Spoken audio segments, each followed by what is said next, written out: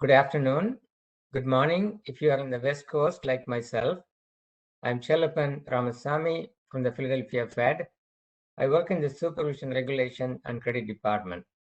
I join my colleagues Jason and Suzanne in the organizing committee in extending a warm welcome to the 4th Biennial Auto Conference.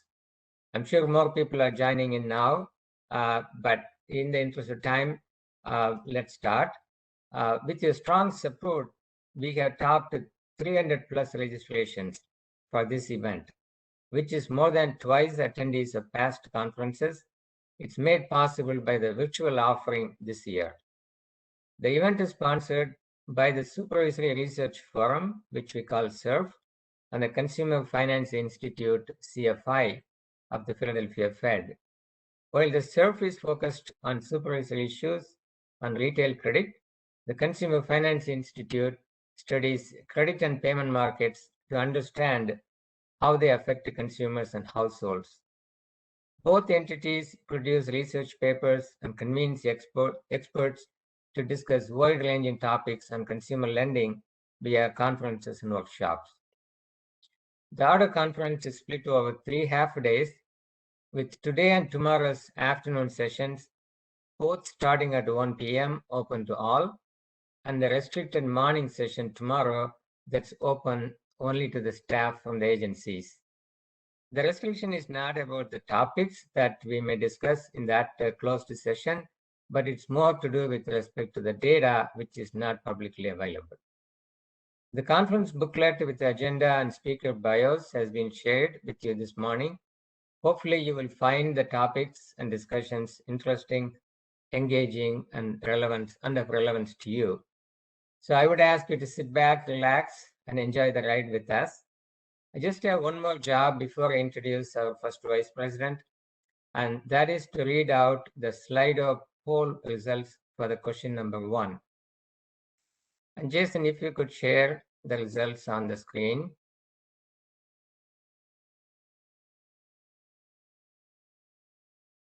Okay, there you are.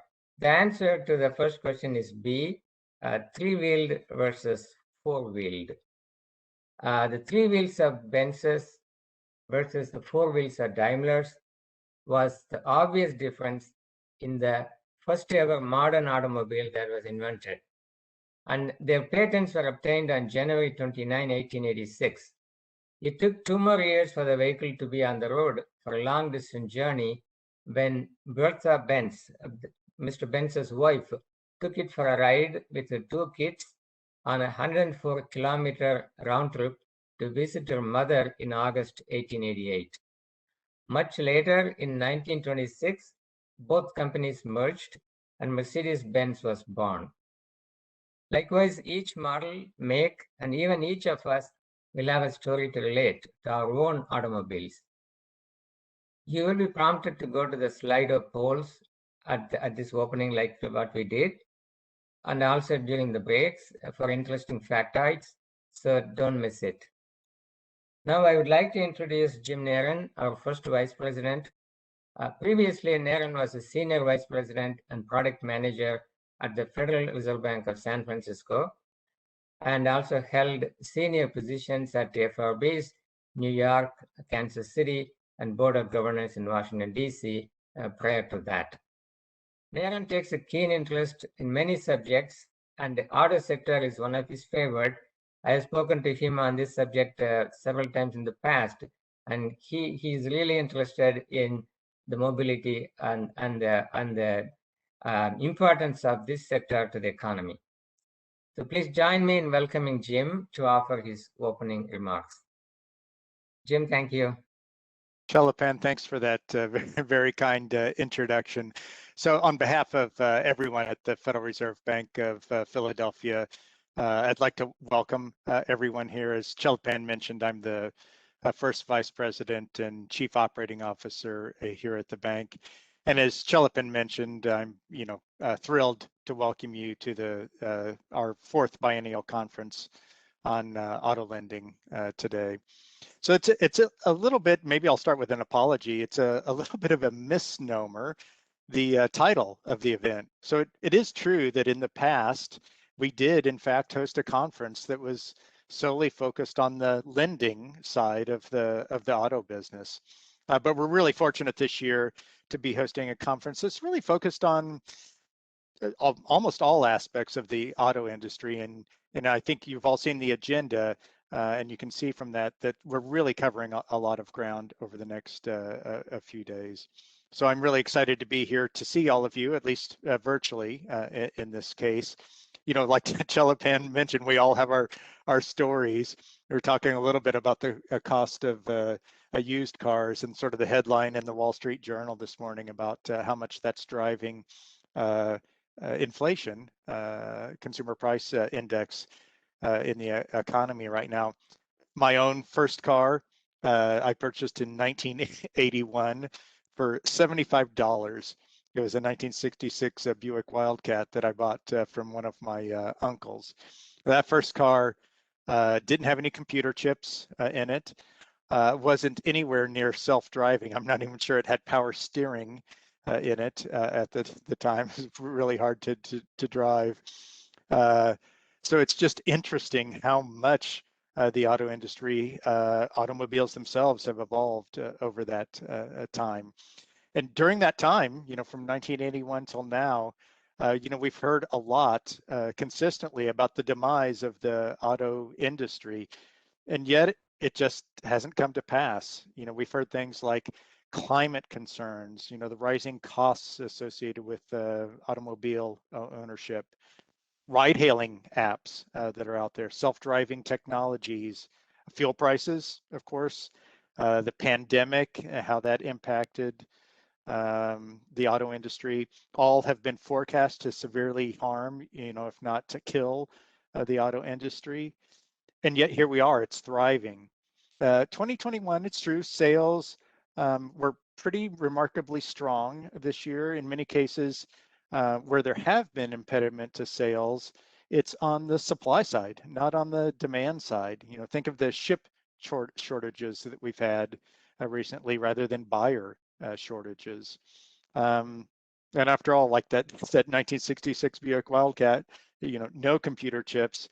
You know, think about the average automobile today that you know, has more than 100 chips in it, and just sort of the impact that that's had on the industry, those supply shortages.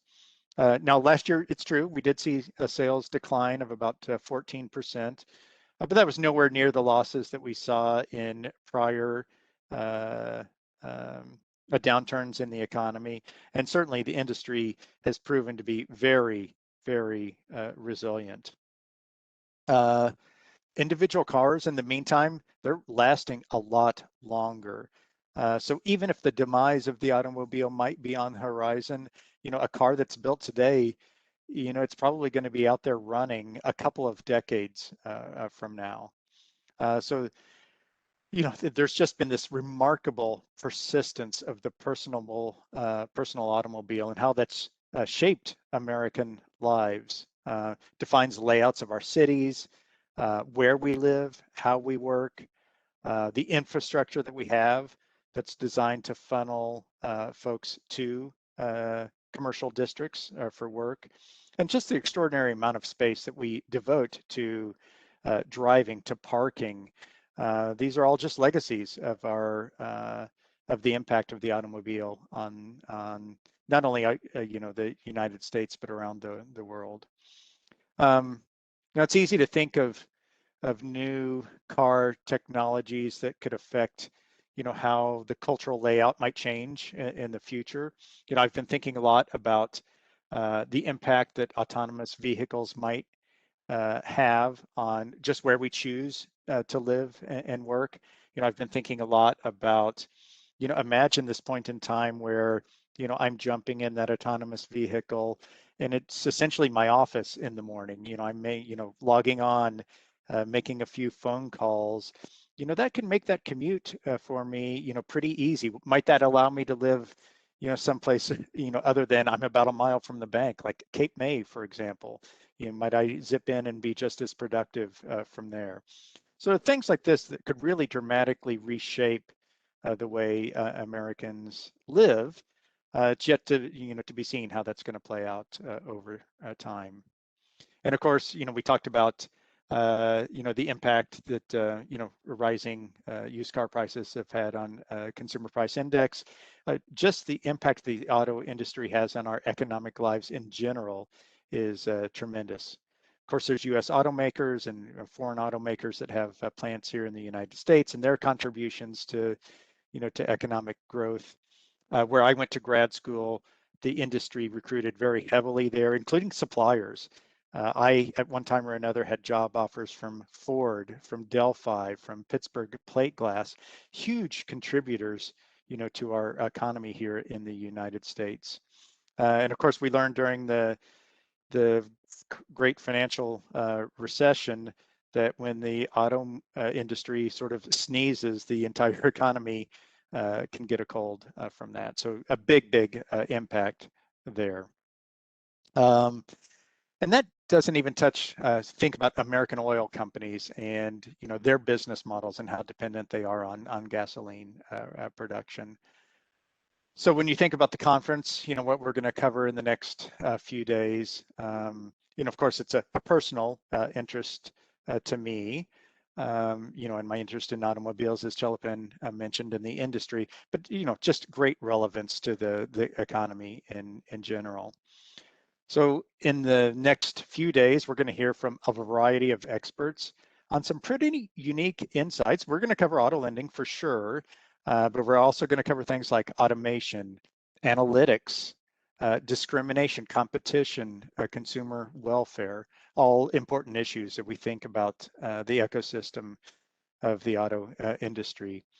And, I also mentioned sort of this electronification of the, vehicle fleet, AI, how that's going to shape the industry. We're going to hear about how credit constrained consumers finance their vehicles. We're going to hear about competition, including a fintech marketplace and the impact that has on auto financing and consumer welfare in general. And like I mentioned at the beginning, the used car market. As you know, it's just been an absolutely torrid year for used car sales. So again, in summary, thank you all for spending the next few days with us and joining us. I hope to get back together in person at some point in the future. But again, thanks for joining us virtually. Chelapin, I think I'll turn it back to you to get us kicked off today. And thanks again, everyone.